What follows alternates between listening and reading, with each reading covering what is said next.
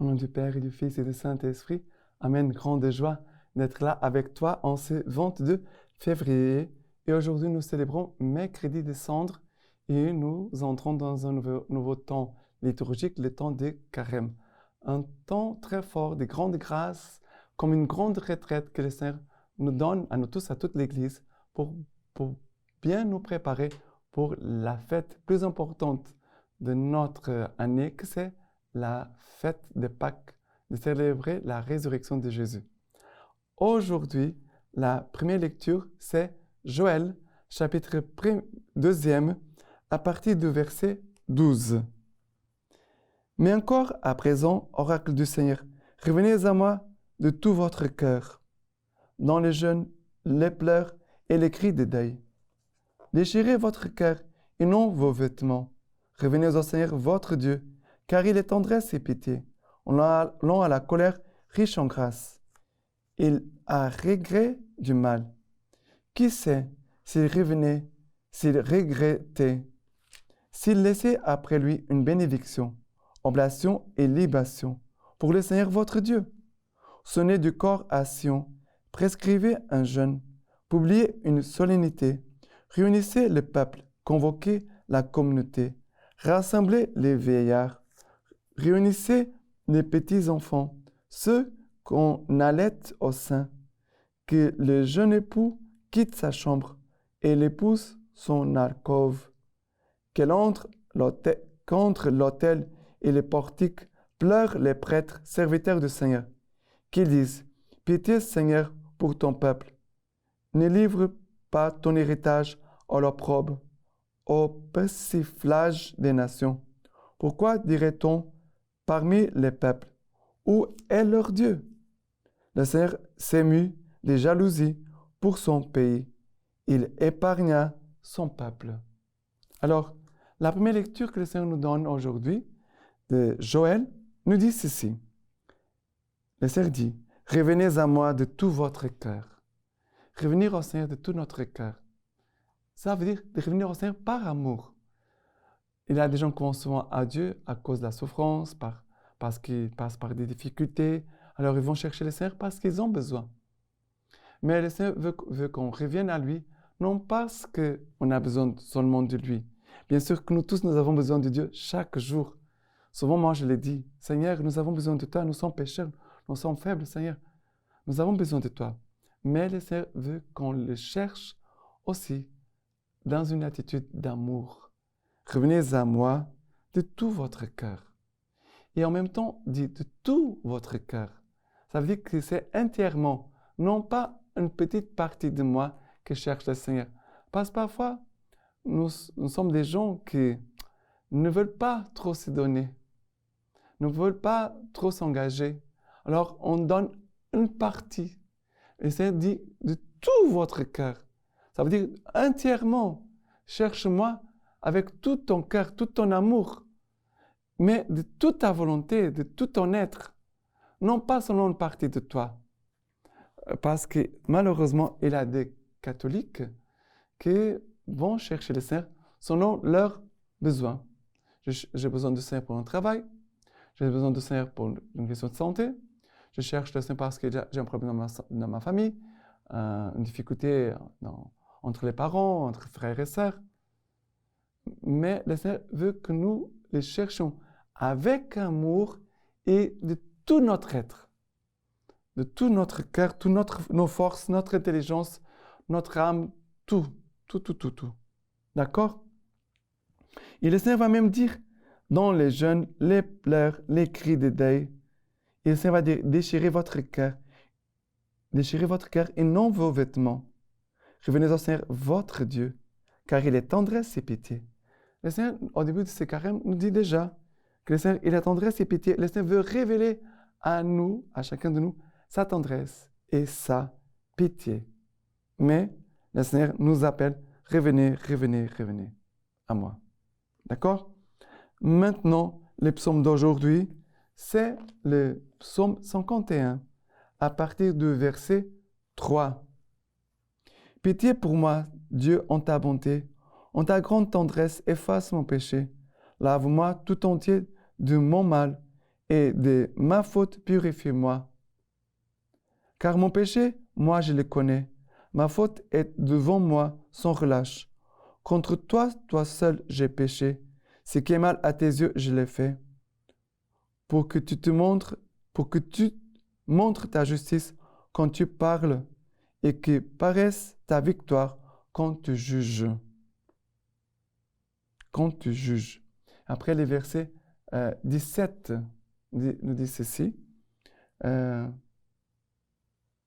Pardon, 12, pardon. Dieu, crée pour moi un cœur pur. Restaure en ma poitrine un esprit ferme. Ne me repousse pas loin de ta face. Ne m'enlève pas ton esprit de sainteté. Rends-moi la joie de ton salut. Assure en moi un esprit magnanime. Verset 17. Seigneur, ouvre mes lèvres et ma bouche publiera ta louange. Alors, vous voyez que le Seigneur veut faire un travail dedans de nous. Il dit, Dieu, crée en moi un cœur pur, restaure en ma poitrine un esprit ferme. Mes péchés sont là toujours devant moi. Voilà, ce qui est mal à tes yeux, je l'ai fait. Voilà, et ici, il ne cache pas ses péchés. La personne, le psalmiste, il a conscience de son péché. Il a besoin aussi de l'action divine. Dieu, crée pour moi un cœur pur, restaure en ma poitrine un esprit ferme. Sinon, on ne pourra pas avancer dans ce temps de carême. Voilà les grâces dont il faut que nous demandions au Seigneur dès le début de ce temps de grâce. Maintenant, la deuxième lecture, c'est 2 Corinthiens, chapitre 5, à partir du verset 20. Nous dit ceci. Nous sommes donc en ambassade pour le Christ. C'est comme si Dieu exhortait par nous. Nous vous en supplions au nom du Christ. Laissez-vous réconcilier avec Dieu. C'est lui qui n'avait pas connu les péchés. Il avait péché pour nous, afin qu'en lui, nous devenions justice de Dieu.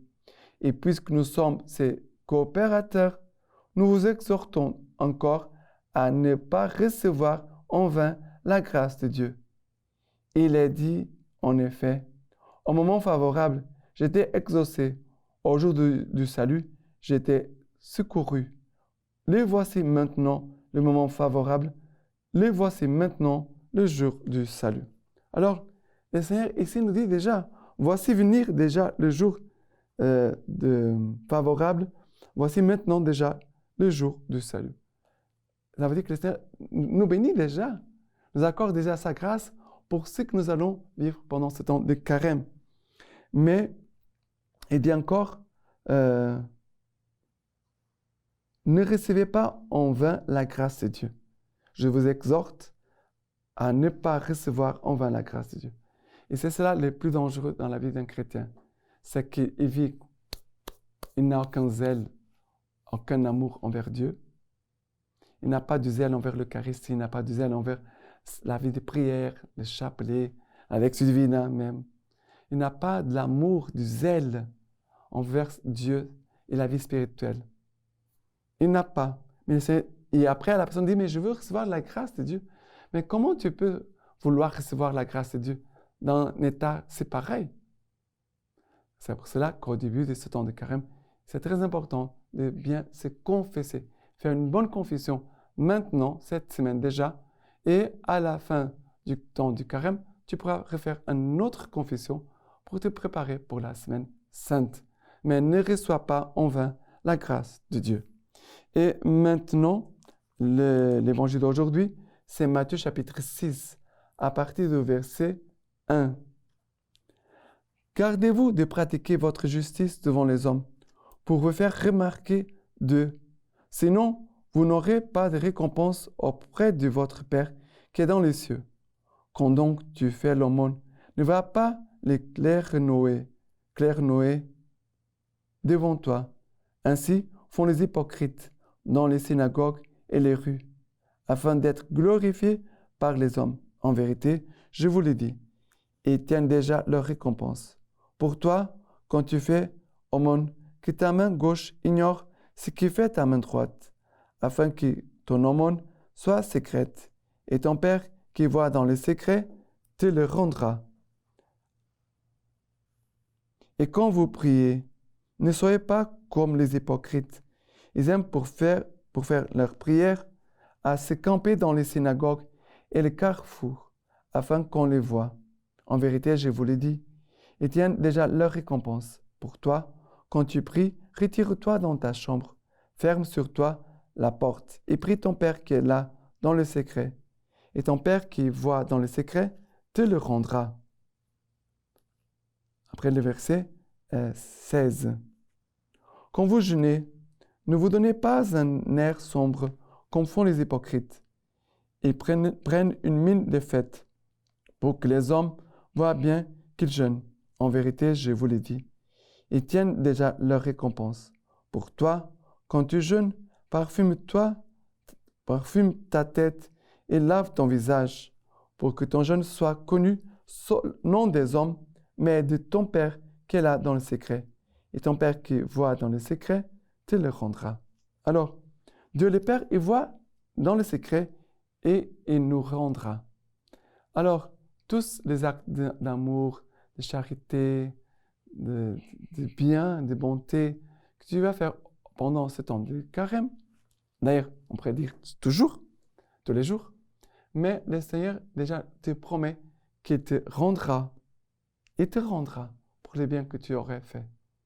Mais ici, nous parle de prière, jeûne et aumône.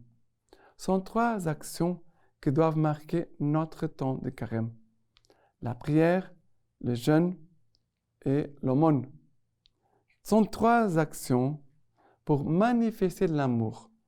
En priant, je veux manifester davantage que j'aime Dieu.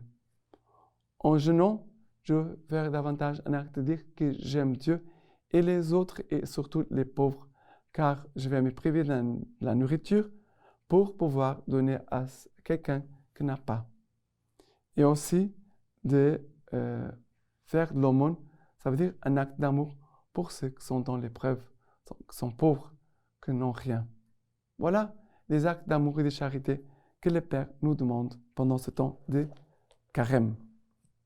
Maintenant, la lecture patristique de Saint Clément de Rome nous dit ceci. Les ministres de la grâce de Dieu, sous l'inspiration du Saint-Esprit, ont parlé de la conversion. Le maître de l'univers lui-même en a parlé avec serment. Aussi vrai que je suis vivant, parole du Seigneur, je ne veux pas la mort du pécheur, mais sa conversion. Et il ajoute cette sentence pleine de bonté.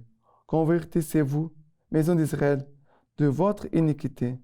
Dis au Fils de mon peuple, vos péchés monteraient-ils de la terre jusqu'au ciel? Seraient-ils plus rouges que l'écarlate et plus noirs qu'un vêtement de deuil? Si vous vous retournez vers moi de tout votre cœur et me dites, Père, je vous écouterai comme un peuple saint. Voilà ce qu'il a fixé par sa volonté toute puissante, parce qu'il veut faire participer tous ceux qu'il aime à la conversion. C'est pourquoi nous devons obéir à sa magnifique et glorieuse volonté. Maintenant, je vous laisse la bénédiction par les mains toutes pures de la Vierge Marie. Dieu Tout-Puissant vous bénisse et vous garde, le Père, le Fils et le Saint-Esprit. Amen.